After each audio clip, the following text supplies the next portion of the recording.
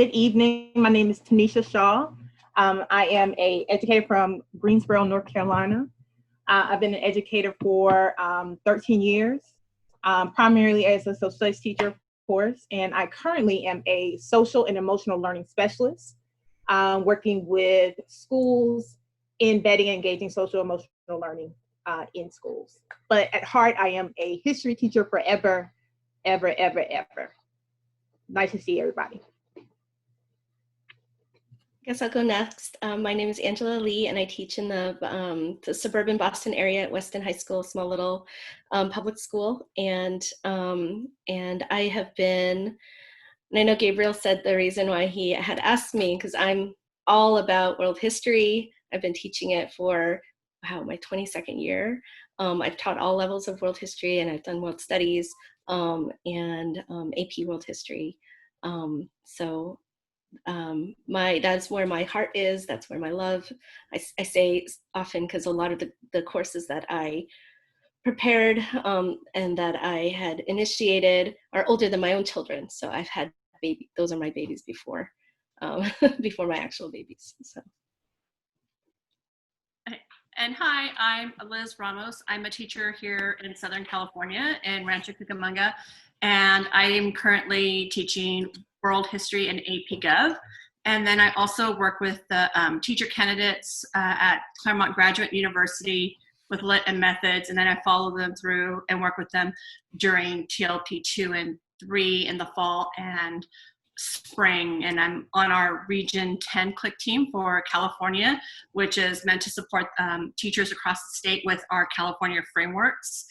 And I'm a board member on the News Literacy Project, which provides curriculum and resources for teachers for media and information literacy with students. Okay, great. Thank you for participating.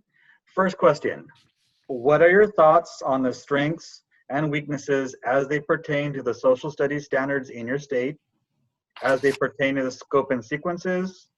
What do you feel needs to be beefed up and or streamlined or removed? I think I was going to speak on that largely because I was involved with the Massachusetts state standards and the review panel that pulled that together.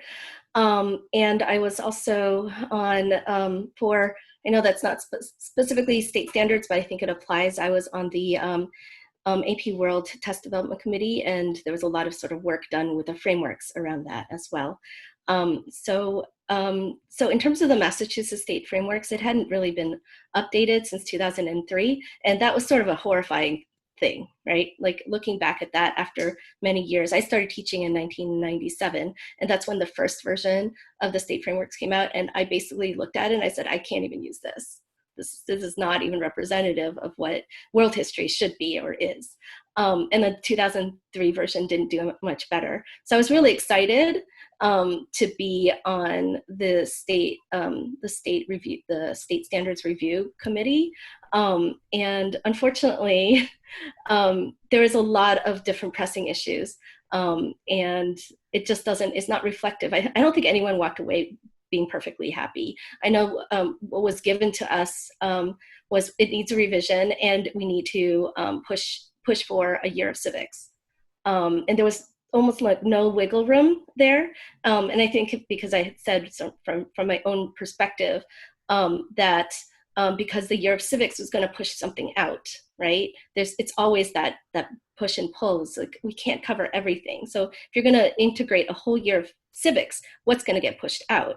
And on the chopping block was world history. So I think a lot of us pushed hard on that because, especially early world history is going to be, what was going to be chopped was going to be early in middle school.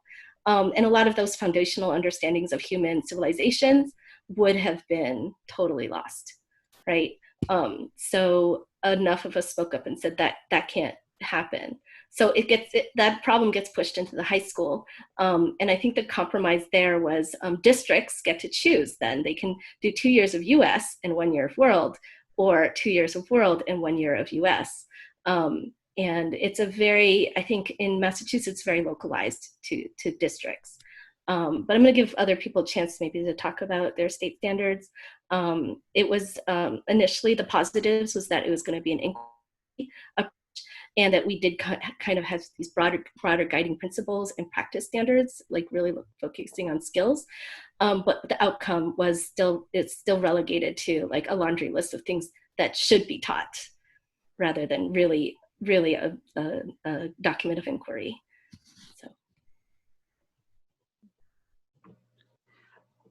I'll go next. For my state, I'm in the South in North Carolina, and a lot of our standards were rewritten to model the Common Core standards, to be very open and broad and vague, to give teachers autonomy to be able to teach different things, but under an umbrella of certain concepts to explore.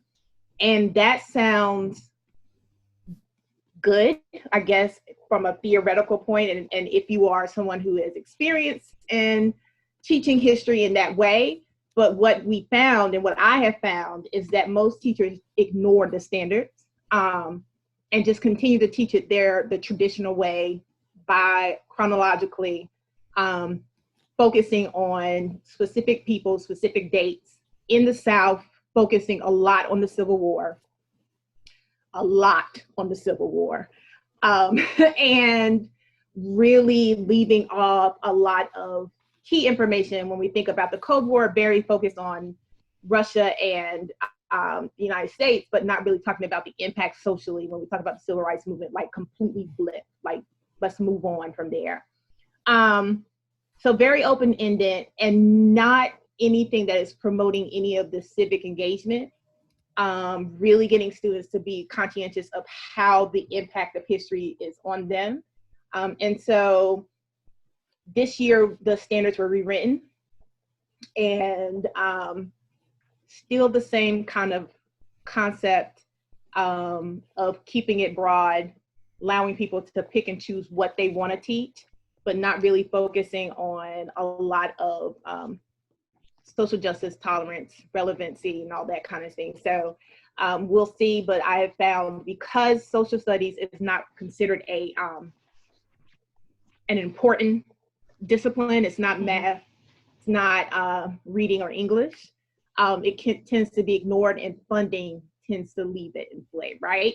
And so it's going to be interesting to see how these standards are going to be rolled out and how people are going to teach them. Yeah, and we have similar issues here in California. I believe our standards go back from 1999, 1998. They haven't been revised since. We do have a revised California framework, or a California framework that incorporates other topics, but it's still, for the most part, for Links with World, it's pretty, for high school, pretty Eurocentric in that regard. And history is the story of subversive acts. Like, history by its nature there's something that's happened. Some people are challenging things that changes the narrative or starts revolution or ideas and challenging thinking. And so I wish history standards would look at that more, and the stories of the untold. It's not just the people that we see over and over in the books. There are more stories to be told. I'll pause on there because I know we're getting to a question down the road on that. But yes, the standards they have issues all over the place with them, even here in California.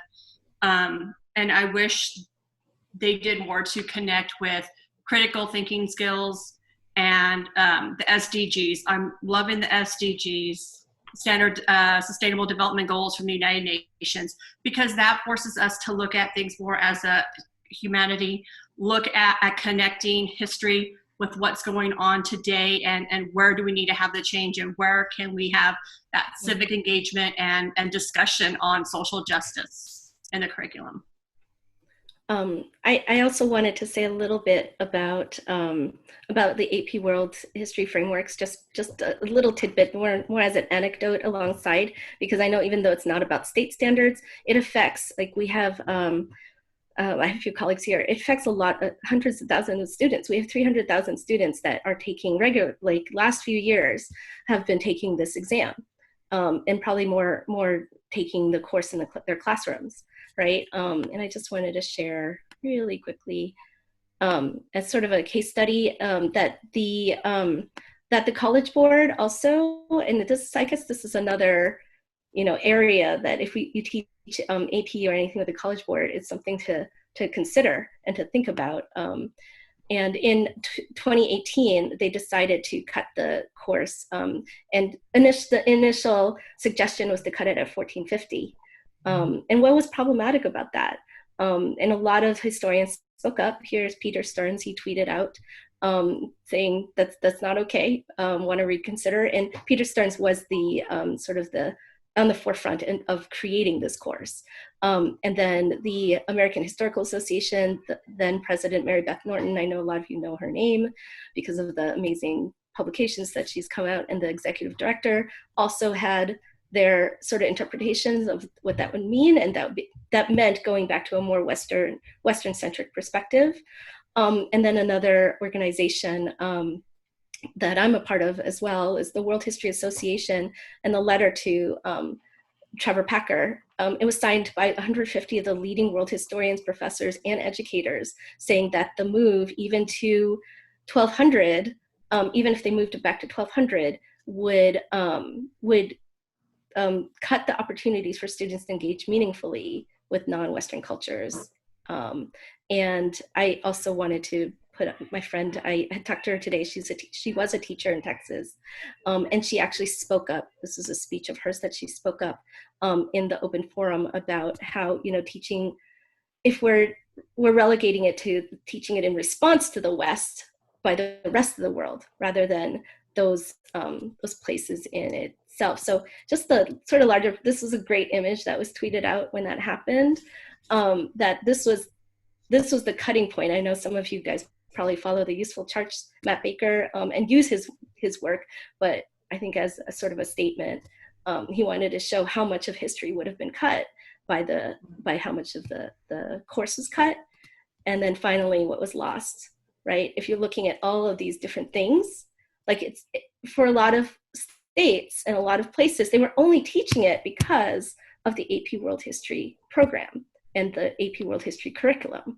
right? So all of those places are cut that would give students the context to understand the broader world, the foundational parts of civilizations around the world. So I just wanted to show that really briefly. Thank you.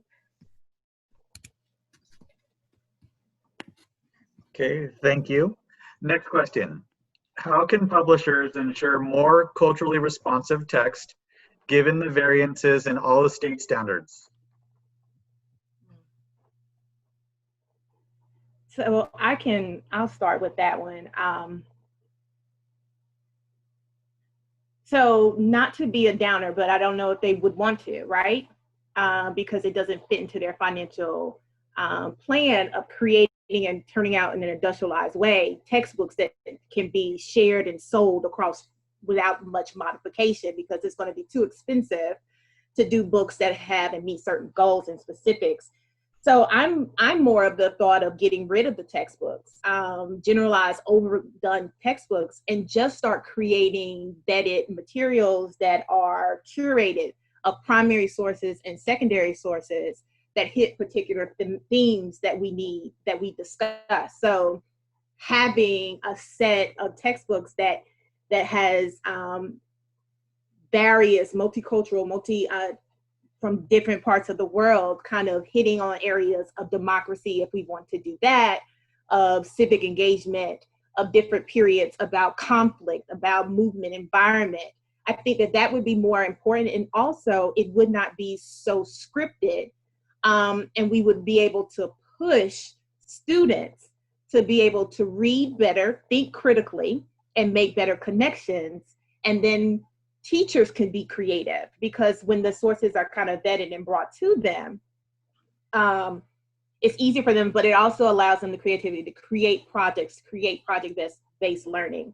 So I am more leaning on to having primary and secondary sources that are already curated and based on themes instead of the general textbook. There could be some kind of factual based kind of insert or instruction or reading that kind of makes the connection between it, but not so much allow students and allow teachers to be creative.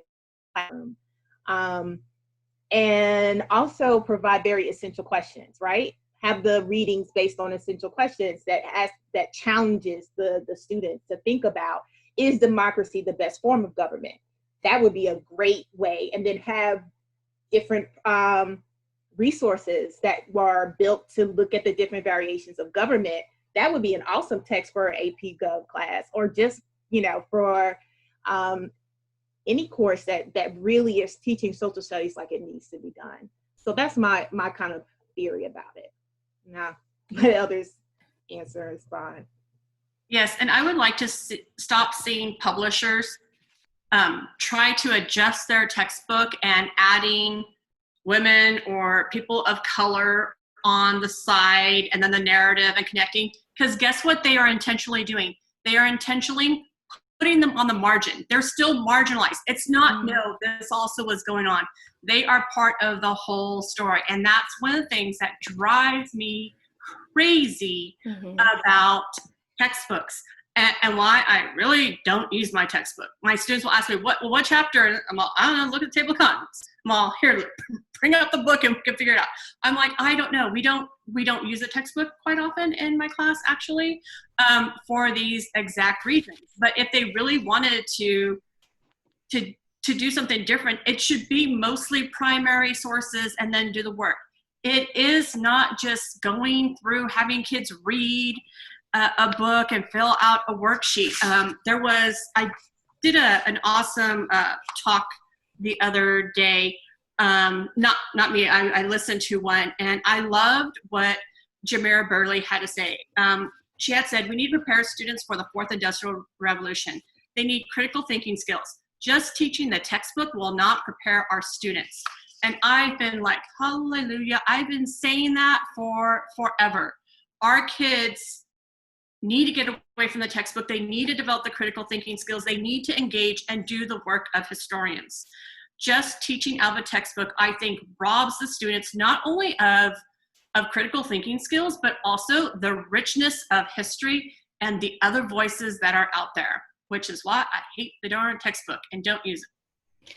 And also, oh, sorry. Sorry, my video's not working. I'm Shelley. I'm just outside of Toronto, Canada. I know most of you are in the States, correct? I believe. Okay.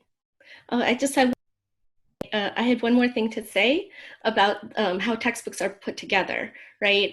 That for publishers, it doesn't make sense because they're going to the largest states to get approval from statewide committees. Texas is the main example that comes to mind.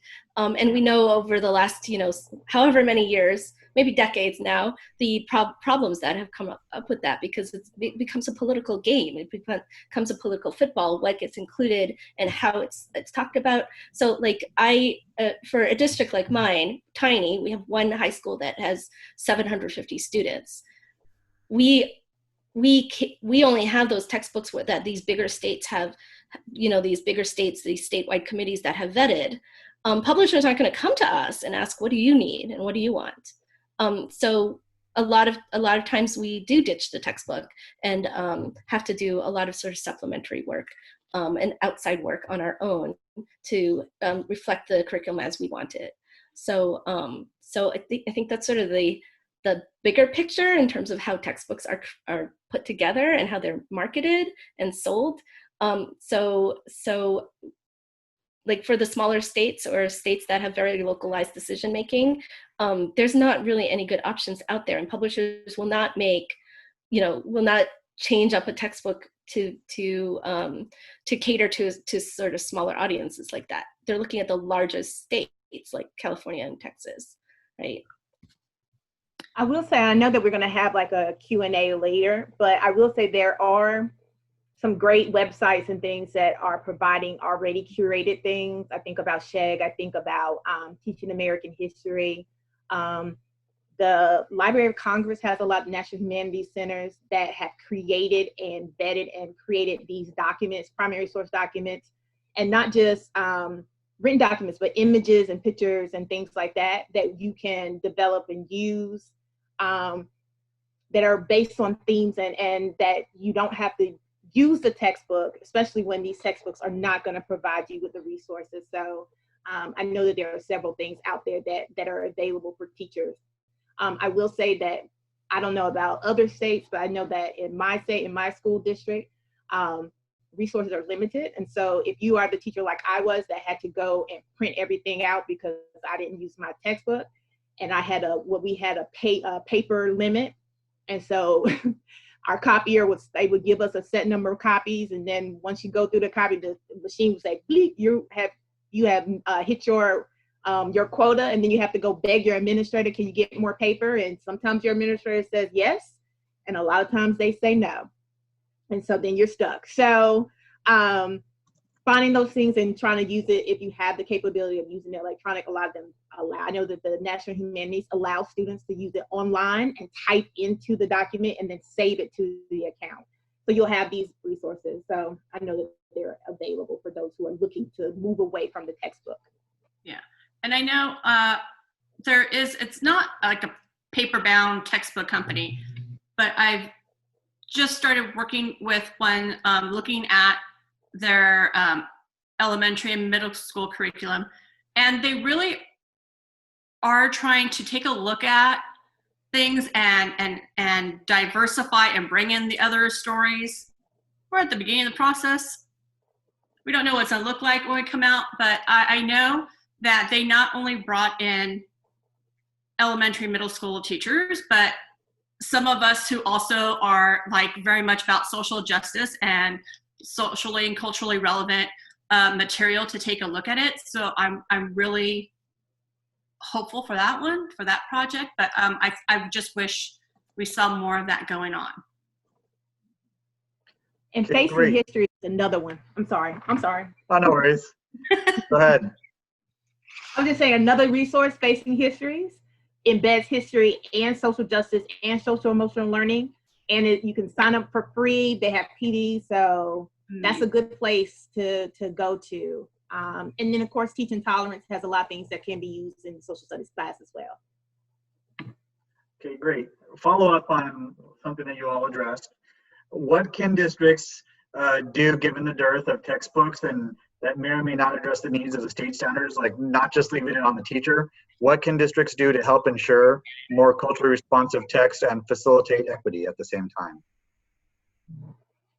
They could help to create, or not the district create, bring in the teachers to create, to work on multi-text sets that can be shared across the district and with other teachers.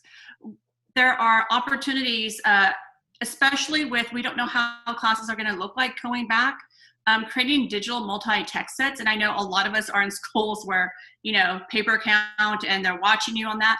But if you can digitize that to multicultural text sets that you can use with your students to engage in history, that is one thing that I think could help to diversify and broaden the curriculum.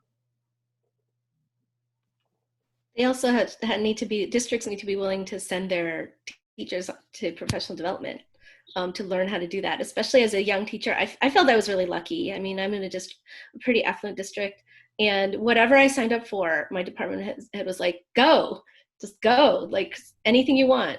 So I was really lucky as a young teacher, and especially the young teachers coming out. They don't have that kind of experience, and to bring in a lot of resources together quickly, and they're definitely overworked. So I think if districts can commit to that, but of course we know there's increasingly more budget cuts, that's probably one of the first things to go. Yeah, and I think this is also a critical tipping point time. Districts need to not just put out these statements, we hear you, what's going on, we're committed to doing all this, and then go back to the way of doing things. It's not just having a back to school, when teachers go back, segment on one of your morning PD days or even one PD day and like checkboxing it. This is something about it bringing in culturally relevant materials into our class. This needs to be an ongoing thing. You need to start with taking a look at what are you doing as a district, as a site, your policies, teachers, and curriculum. And it's not just a once, take a look at it, check, and move on. It needs to be ongoing throughout the year and continuing on. And with that, then also taking a look at your curriculum and continuing that curriculum study and diversifying it throughout the year. It is not just something you can do at the beginning and say, yeah, we're doing it. No, if you're gonna do that, you're just playing lip service and performative activism and allyship. It needs to be something that you say and then you do throughout the year, continuing on. And yes, people are gonna get upset. It's gonna be hard conversations, but nothing's going to change until we have those hard conversations, acknowledge where we all have gone wrong, and then move forward and grow as individuals, as community, as teachers, and with our students. That's the only way this is going to change. Awesome. I ditto.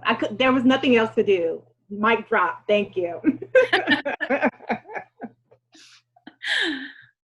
Okay, following that up, what can we as teachers do to ensure culturally responsive text, culturally responsive teaching, juggling state standards, district curricula, and depending on the situation, fidelity to the district adopted textbook or curricula? So I can address that first. I want to share my screen. And maybe some of you are familiar with this that I'm going to share with you, but a couple of things that I started to do. And then when I left the classroom and went into to academic coaching and supporting other teachers, I also started to use that to coach them. So this is I hope y'all can see this. I put this together. I don't know if you're familiar with the works of Dr. Radine Sims Bishop and Dr. Debbie Reese. Dr. Radine Bishop has an article that she released in 1990 about mirrors, windows, and sliding doors. And so this was about multicultural literature, but I think that it applies to us as historians because we know that history tells stories, just like Liz mentioned. History tells our stories, and so when we as educators are coming into the space and we are trying to teach the history in a multi-perspective and diverse way, we also need to do some self-reflection. And I do this with SEL. So with social emotional learning, one of the things that we do first is we focus on the adults so that they understand their piece and how to build it for students. So if we want our students to be more diverse and see the world in a diverse way and tell their stories, we have to start looking at ourselves and looking at the resources that we do. So mirrors, windows, and sliding doors mirrors our beliefs, our identity. So where do we see ourselves?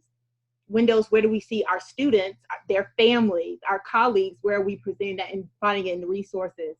And then the sliding doors, where we see there's some changes and shifting with our code switching and our coping, and even delving in that, how people have had to develop those ways of maneuvering in society. Tell that story, because that story is rooted in economics, it's rooted in geography. Like there's so many ways to really approach it and give students that well-rounded. Then Dr. Debbie Reese comes in with this idea of curtains, affinity groups, and social and community organizations, telling the stories of specifically of marginalized groups that are not always told. Like I know that, and I will take this on, when I was in the classroom, I never taught the stories of LGBTQ. And that was something that wasn't even in the textbook that I had, but also I didn't vet the sources. And I had students who I was always, supporting, but then I realized, and that's, when you're a teacher, I'm always thinking about what I didn't do, right? And I wish I had done that so I said that I supported them, but I didn't teach their history. And so I always wondered, did they think that Ms. Shaw really, really support me in that way? But we can do that by looking at those things. So looking at our resources in this kind of framework. So another thing that I think about is these essential questions, and I'm doing this even in my role as at the district level. And I wish more people would do that. And if you can't do it on a wider base, but just do it in your building. So 4 essential questions. What kind of citizens are we trying to develop? What kind of society do we want? What does an ideal school look like in our minds? And what is the purpose of schooling? And if we are looking on those questions and reflecting on that, then it should come up in how we teach our classes, the resources that we use, and the standards that we build. So I always think about this. And even now, I even say, well, let me think about that now, my current situation. What kind of citizens, based on the standards that we're given now, the textbooks that we're using now, the resources that we're providing now, what kind of citizens is this saying that we want, or we are being, we're developing based on the resources that we have now? And it doesn't look that good because they're not even talking about citizenship, really active, engaged citizenship. So that's something to think about, because if we really, really want to make sure that we're doing this right and doing this effectively, we need to look at that. What is the purpose of schooling? That is a very huge topic, but if I see it one way, then what am I presenting that and developing that in my instruction, in my role as a teacher, as a role as a teacher leader? So these are 4 questions that I always think about. So I didn't mean to go that, but that's what teachers, we need to start doing. And we need to start collectively organizing ourselves to say, this is what we want. We have more power in numbers, and start pushing our district leaders using our, I don't know if you're in a union or whatever you're in, to say that this is how we're going to do things. And then going to the community and going to the parents and getting them on our side. Because if anything that says now that we really need social studies, is the way that things are falling today. And we have to ask that, what kind of citizens do we want? What kind of society do we want? And what does school look like? And what is the purpose of school? And that's how we need to create, I think, the spaces and do it as a collective. I will always say this, nobody's gonna come and save us, so we gotta save ourselves. So I'll stop sharing that, but I really, that's really, you know, what I think that we really need to start looking at.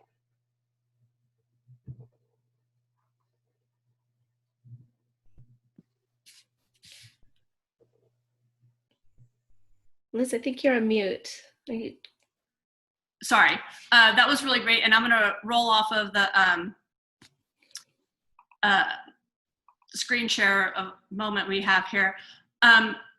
Teachers can take a look at what we have in our curriculum and find ways to bring in those other stories.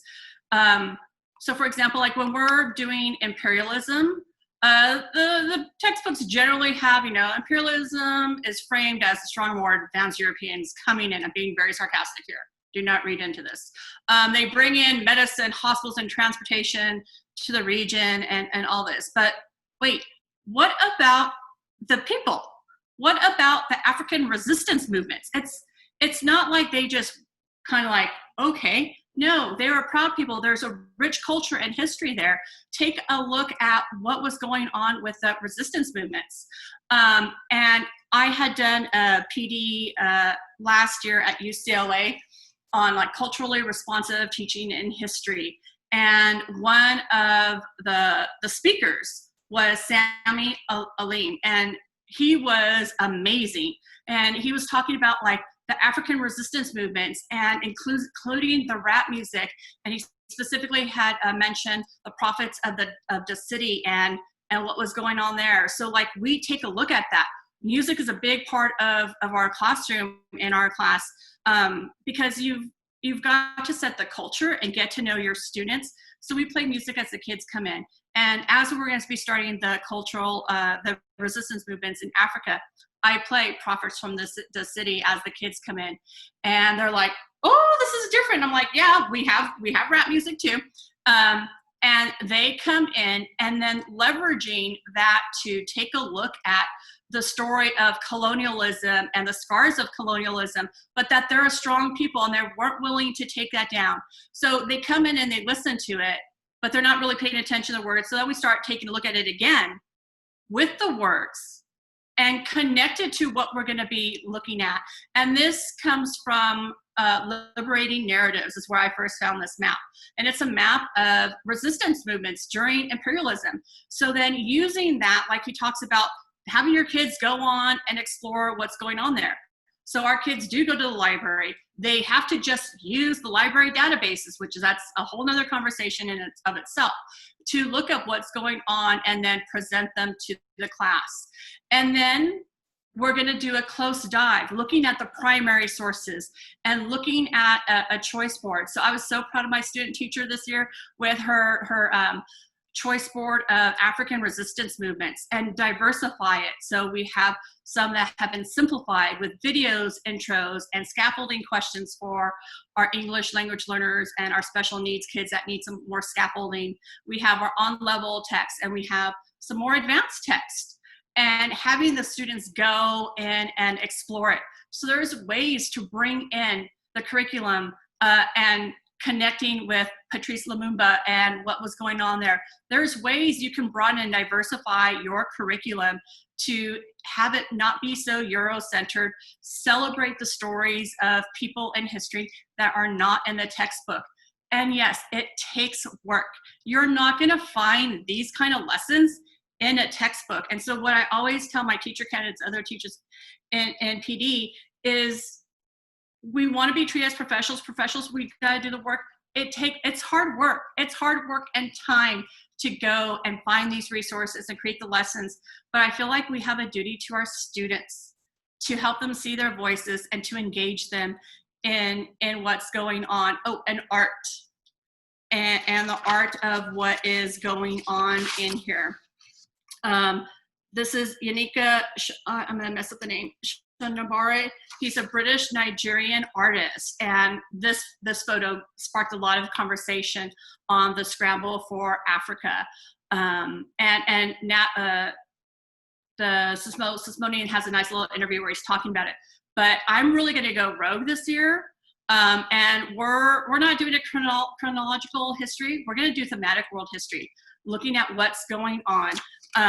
So we're going to start with governance and looking at Enlightenment, Atlantic revolutions, but also bringing in totalitarianism and starting there with democracy and governance, how people do it. Then looking at the revolutions and getting contemporary revolutions and Cold War. You can break things up and do it more holistically.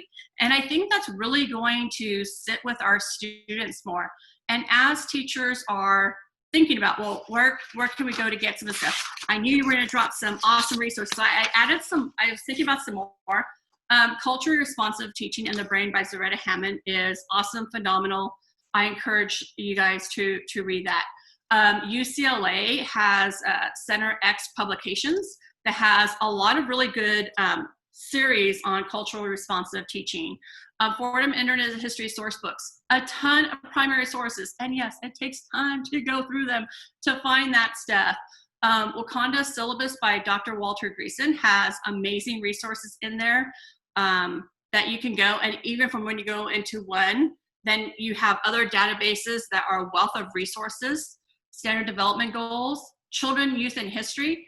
It has a bunch of stories of kids throughout history, organized by region, so our kids can see. It's not just adults that are making history. Let's look at the stories of the kids throughout history. We have, oh, sorry, I messed up on that one. Call to action resources from UCLA. Our CLIC website, Globalizing the Great War from Liberating Narratives, brings in other stories and ways to do things. Cold War document book has looking at what was going on in Latin America with the Cold War, and Africa and the Cold War. Great things. For Latinas, Feminism for the Americas by Catherine Marino. It's a really, really good book. I was like, when I did her PD at UCLA, I'm like, why have I never heard of these women? As a Latina, I'm like, I felt bad. And I'm like, okay, we're really switching it up this year and bringing in the stories. And the Asian American series by PBS. It is phenomenal, and other stories to bring in that rich history and culture. So I have this as a slide with hyperlinks I'll be sharing after on my Twitter feed after here. But then, yeah, there's so much there.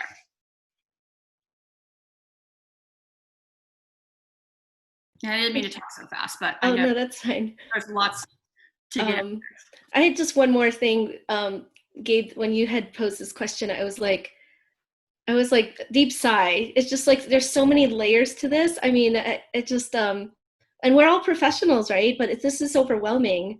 And some of the things I wanted to say, because especially in terms of my work, I know I can't do it without my my network. And a couple of them are here. I want to just give them a little shout out.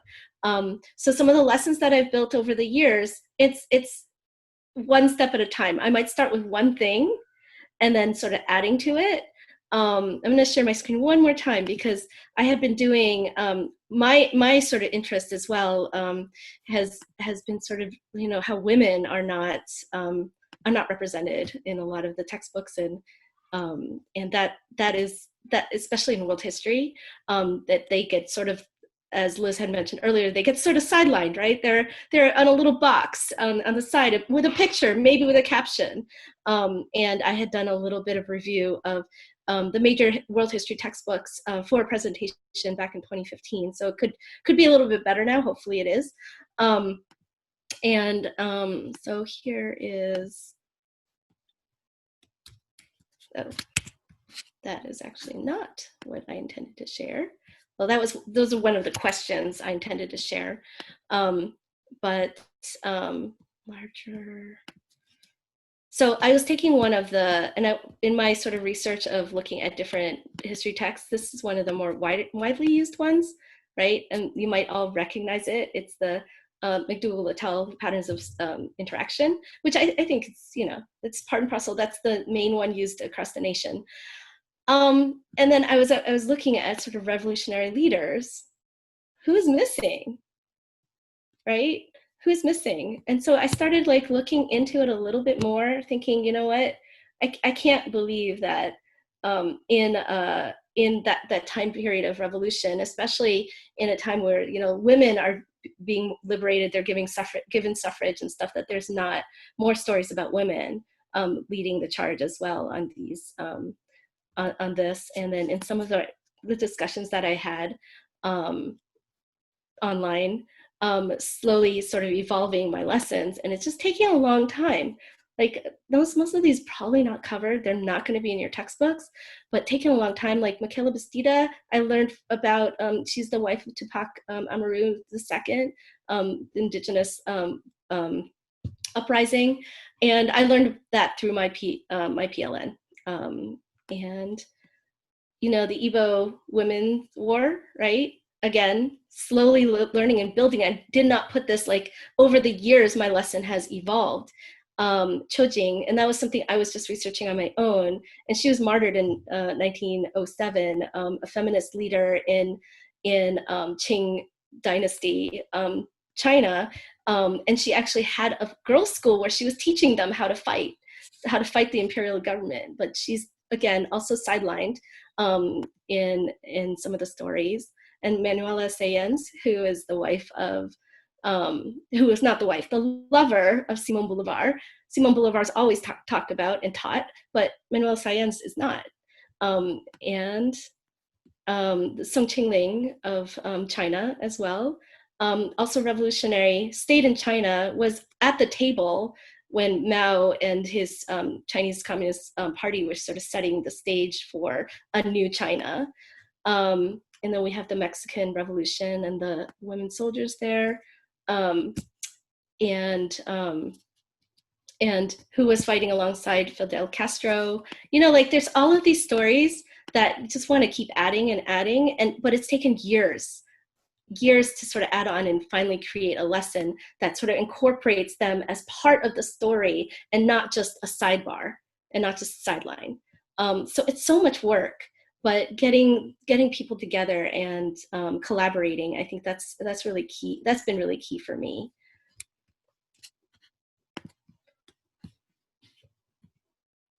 Okay, well, thank you everybody so much. We now open for questions and answers from the audience.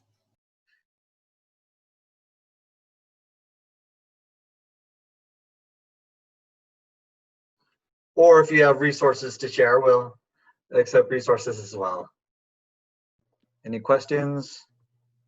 Yeah, I have a question. My name is Stephen. I'm a reporter at EdSurge. So we talked a lot about standards today. Can they really trickle down into empathy and activism and change? And how does that work? How does something go from a standard to an actual change in our students? I just think about the questions that I presented, about what kind of citizens do we want, what kind of school, what is the meaning of schooling, and if teachers are doing that, like especially if you're teaching about civil rights, I use that as an example because that's something that I've been thinking about, and thinking about how our students are now engaging, they're marching, and really understanding that it's not just going out and marching, that there is organization that goes with it. And then challenging students to think about themselves as not as that people of color, especially African, the enslaved, were not victims, as in they just allowed themselves to be taken, that they resisted, and there's resistance in the African community and African American community. So when you get a standard that is broad and vague, and I should have put one up that North Carolina uses, thinking about, so a standard, I'll throw one out, the history of struggle, economic struggle, and the impact of that on communities, right? You can take that standard and teach the historical context of it, and kind of follow through. Usually that you can use a lot with the Gilded Age and all that kind of stuff, the labor unions and all of that. But then have students to start taking that work and start looking at their community themselves, looking at the rights of workers here. So you move it from the historical piece to the present piece. And so you have to engage students to start thinking about themselves, especially in high school when most of our students are working. I had plenty of students that worked at McDonald's minimum wage. Think about the labor issues that they have to deal with that. Some of them are working like over 40 hours and they're not supposed to do that because they're not of the right age, and thinking about those contexts. So the goal is that the standard provides, I always said this to my teachers when I was coaching them, and this is something, and a lot of them didn't like it. I said, the standard is the minimum, right? So if this is the minimum, then you can go beyond it. And I challenge you to go beyond that. But that requires a level of creativity and a level of commitment and self-reflection about what kind of citizens do you want, what kind of society do you want, and what is the purpose of schooling? And if you have not done that reflection and you're just kind of going through the movement of teaching, which a lot of people get into that, like an industrialized mind, this is what we do. I do this, this, and this, and get through the end of the day. But when it really becomes something that you're reflecting on doing right, and you have a real purpose to it, that's how you take the standard from being this vague overall and creating this community. And like Angela said, and like Liz says, and like we all know, this is not easy. This requires work. You don't have to be perfect at it, but you have to make a start. And then this is why PLNs are so important, and why professional learning communities are so important, so that you can engage in that. But it requires the work to do it. And so that's my thought about that. And I think it really is the minimum, and even having the language in there. The one thing I was excited about with the Massachusetts frameworks, we did take a look at the C3 and think about like one of the practice skills that was very explicitly written down in there. Practice skill number 7 of the Massachusetts State Framework is determine next steps and take informed action as appropriate. That informed action. And in the same year that the standards were passed, the governor also passed a civics bill requiring all students to do some sort of significant civics project, one in the middle school and one in the high school. And then the conversations about like, assessment, how do we keep track of that? And I said, wouldn't it be wonderful if assessment wasn't like pen and paper or on the computer and they're answering questions about, when was the Constitution created? That there's actual money put into meaningful civics projects across the state. Hard to track, hard to like assess all of that, but to really put their money where their mouth is. Don't put the money in making another state exam. Really give teachers, give districts the resources to put into place real civic action that students can engage and do something with, right? So again, the standard, writing it on paper, but how it's going to be assessed or or how the districts are going to be held accountable. That's a much larger issue, and I think most of us as teachers don't even have the power to sort of push for that. But again, I would really love to see something more than just something on paper. Yes, and that civic part about taking action, it is the story of history, and the kids want it. The kids are dying for this to be told and learn it as such too. One of our last Zooms, one of the students was like, why haven't we been taught history this way, about taking action and how it's the story of seeing something and that civics component. They're like, why is it that we didn't get that till Gov? And I'm like, well, civics and that civic action part is in our California framework starting, I believe, in second grade. It is in there the whole time. Like, I don't know. That's also why it goes back to having those deep conversations when we go back to school and throughout the year, and looking at our curriculum and incorporating that story and the civics and seeing what's wrong and how people took to action and what do we still need to do in order to improve these situations throughout time. And somebody in the chat had put about the pressure to remain not political and neutral in the classroom. Diana Hess has written great books on controversy in the classroom and how do you approach that. But certain topics I don't think you can be neutral on. Certain topics, no, wrong is wrong. And so, you know. And can I say, Liz, I don't want to cut you off. This is something that I grapple with a lot of times, but the truth of the matter is, education is political.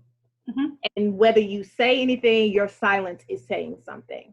So and I always, and especially with new teachers, that's why you need to learn and get professional development before you say something that is wrong. And but education is political, and you have to take a stand, and you have to do it because we are modeling for our students.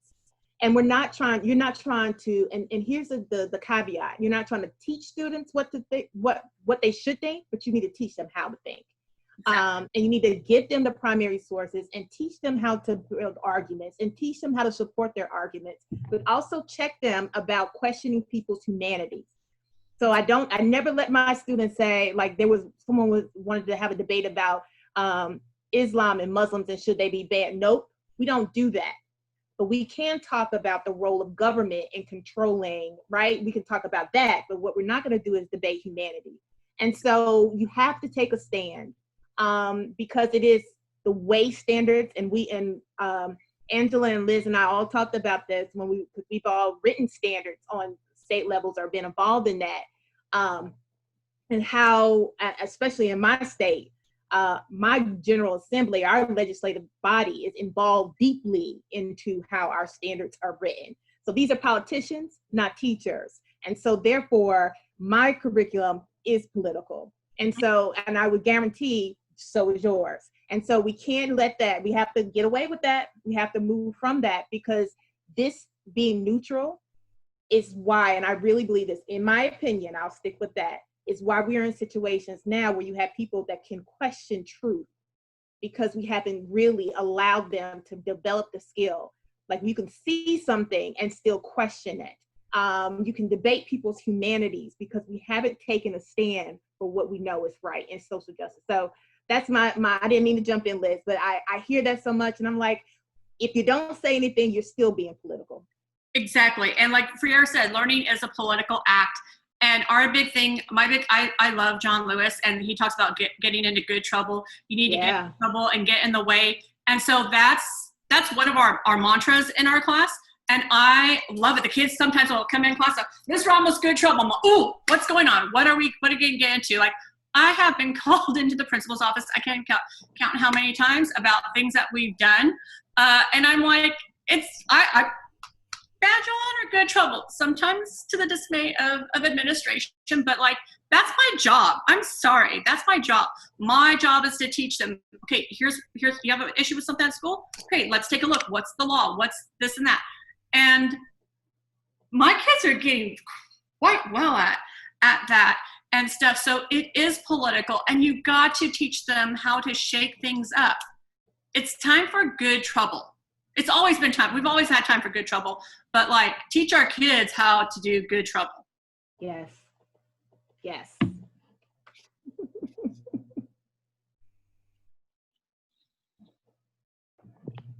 Okay, any other questions from the audience?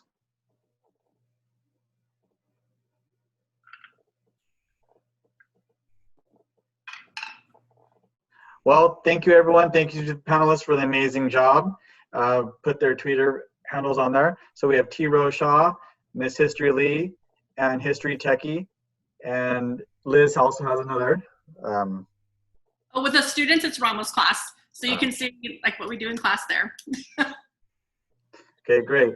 So we will be having some panels next week. Walter Greason, who was previously mentioned, he will be presenting on the civil rights movement with a couple of other educators.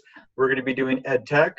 We're going to be doing civics on Tuesday, and then we're going to have a collaborative middle school focusing on Western Hemisphere. So thank you for everyone for participating, and have a good night. Thank you so much, Gabriel. Thank Thank you. you, Gabriel.